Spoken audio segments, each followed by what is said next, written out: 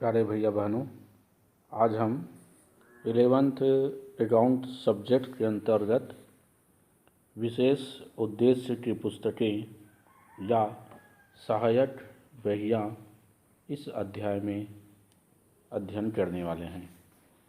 तो सबसे पहले अपन जानते हैं कि इसके पूर्व जर्नल क्या होता है,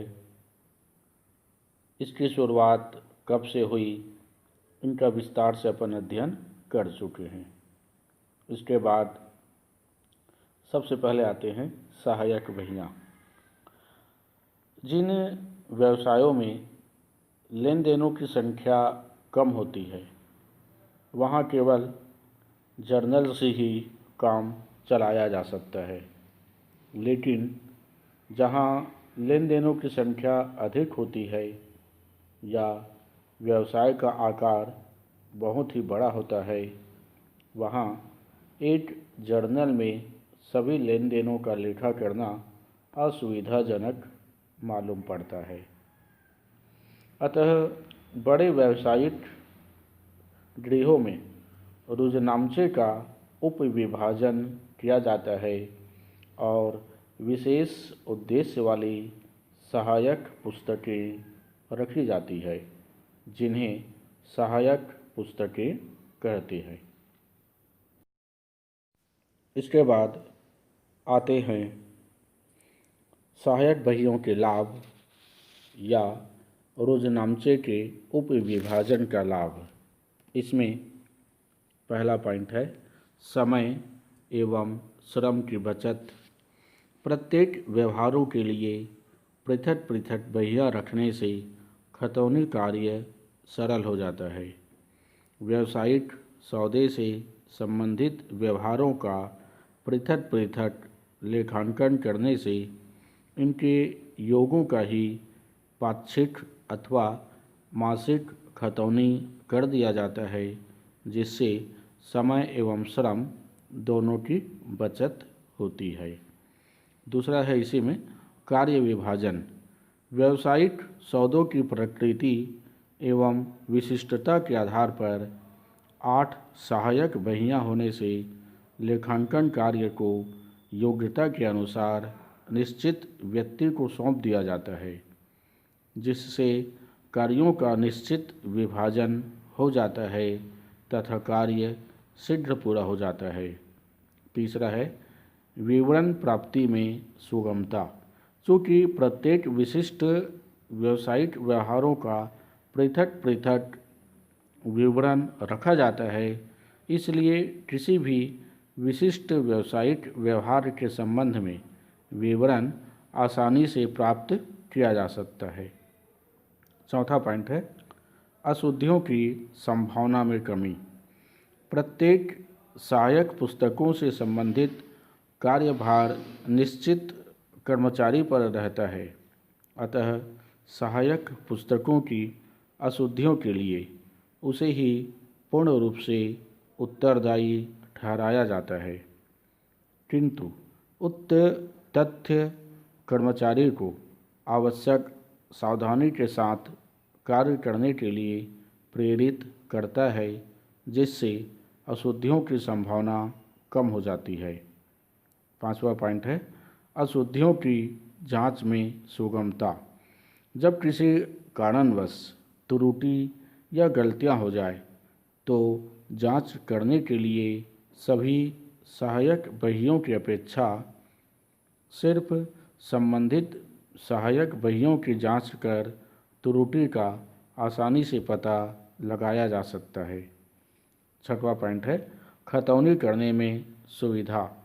चूँकि प्रत्येक व्यावसायिक व्यवहारों के संदर्भ में पृथक पृथक सहायक बहियाँ रखी जाती है, जिनके विशिष्ट व्यावसायिक व्यवहारों का विस्तृत विवरण एक ही बही में उपलब्ध रहता है, साथ ही निर्धारित अवधि के योग के आधार पर एक ही खतौनी द्वारा खाते में लेखांकन किया जा सकता है, अतः बार बार खतौनी की कठिनाई भी समाप्त हो जाती है तथा खातों में लेन देन की संख्या सीमित हो जाती है।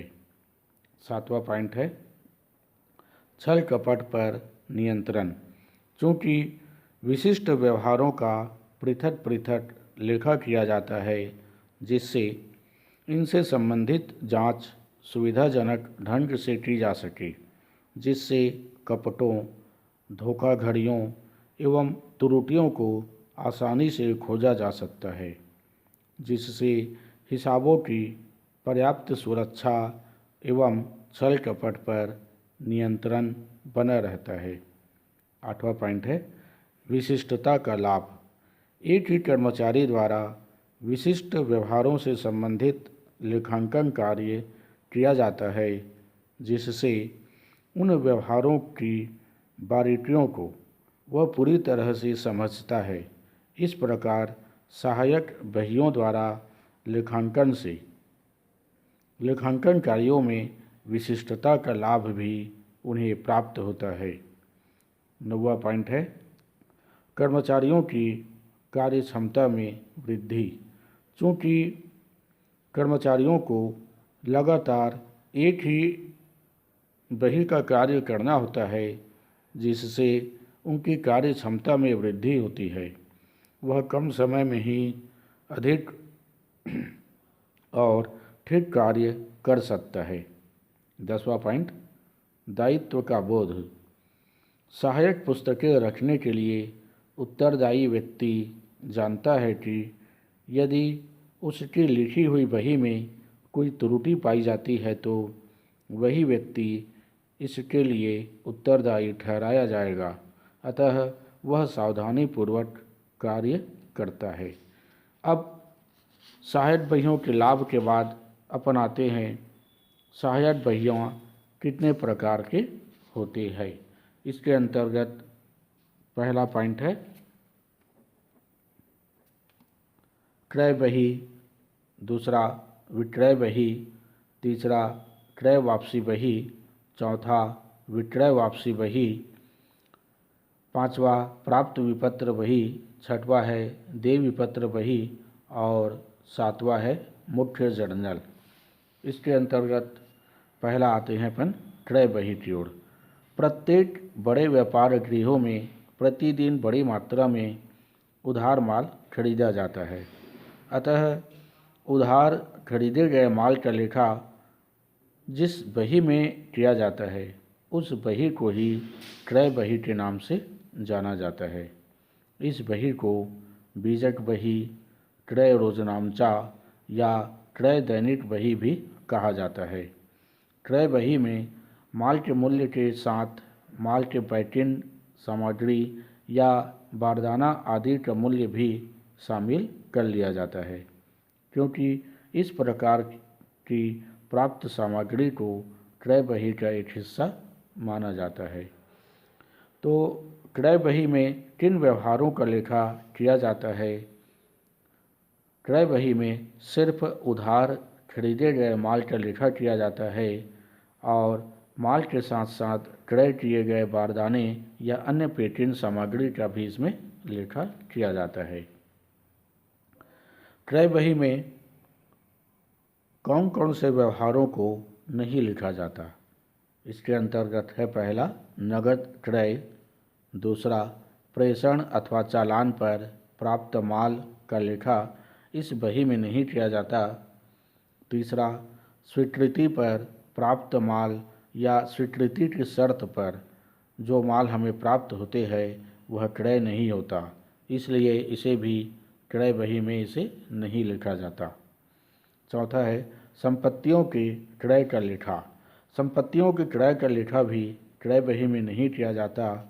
इस तरह से क्रय बही में नगद क्रय, प्रेषण अथवा चालान, स्वीकृति पर प्राप्त माल और संपत्तियों के क्रय का लेखा इस बही के अंतर्गत नहीं किया जाता।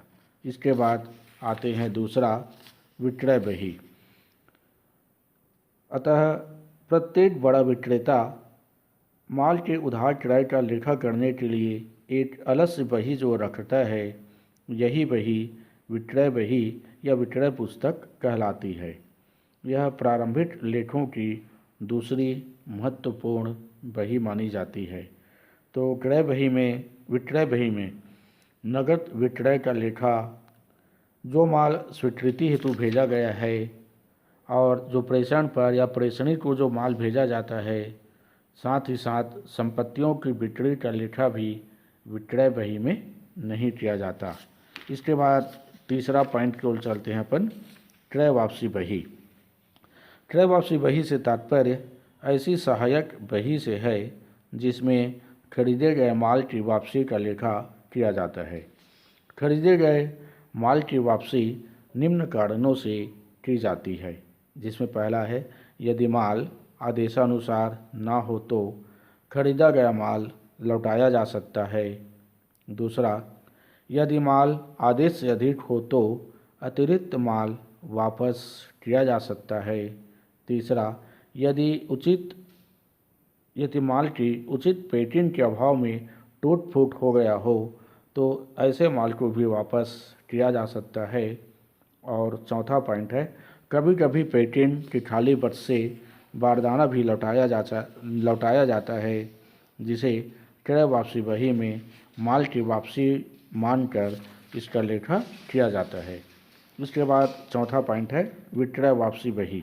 विक्रय वापसी बही ऐसी बही को कहा जाता है जिसमें ग्राहकों को बेचे गए माल की वापसी का लेखा किया जाता है, अर्थात जिस बही में ग्राहक द्वारा वापस किए गए माल का लेखा किया जाता है, उस बही को विक्रय वापसी बही कहा जाता है। इसमें भी निम्न कारणों से माल अपन वापस करते हैं, जिनमें पहला है, आदेशानुसार माल न भेजने पर, माल के गुण तथा किस्म में अंतर पाए जाने पर। तीसरा है, माल के रास्ते में टूट फूट हो जाने पर। चौथा है, आदेश से अधिक माल भेजे जाने पर। और पांचवा है, अन्य किसी उपर्युक्त कारणों से माल का अपन वापस करते हैं। इसके बाद आते हैं प्राप्त विपत्र बही। प्राप्त विपत्र बही से तात्पर्य व्यापार के दौरान अनेक देनदारों से भुगतान में विपत्र प्राप्त होते रहते हैं। व्यापारी इस प्रकार प्राप्त किए गए विपत्रों का लेखा एक पृथक बही में रखता है। यही बही प्राप्त विपत्र बही कहलाती है। इस बही का सामान्यतः माह के अंत में योग लगाया जाता है। इसके बाद है देय विपत्र बही। लेनदारों को भुगतान में दिए गए विनिमय विपत्रों का लेखा जिस बही में किया जाता है, उस बही को देय विपत्र बही कहा जाता है। देय विपत्र बही में स्वीकृत किए गए विपत्रों का लेखा तिथिवार किया जाता है। इसके बाद आते हैं मुख्य जर्नल। व्यापार में कुछ लेन देन ऐसे होते हैं जो किसी सहायक बही में नहीं लिखे जाते, परंतु ऐसे व्यवहारों का प्रारंभिक लेखांकन आवश्यक होता है। ऐसे सभी व्यवहार जिन्हें सहायक बहियों में नहीं लिखा जाता, उनके प्रारंभिक लेखांकन के लिए पृथक से रखी जाने वाली बही को मुख्य जर्नल कहते हैं। सामान्यतः मुख्य जर्नल में निम्न लेखांकन किए जाते हैं, जिनमें पहला, संपत्तियों के उधार क्रय विक्रय का लेखा, प्रारंभिक प्रविष्टियाँ, हस्तांतरण की प्रविष्टियाँ, संशोधन प्रविष्टियाँ, समायोजन की प्रविष्टियाँ और अंतिम प्रविष्टियों का लेखा इस मुख्य जर्नल में ही किया जाता है। इस प्रकार से शेष अगले भाग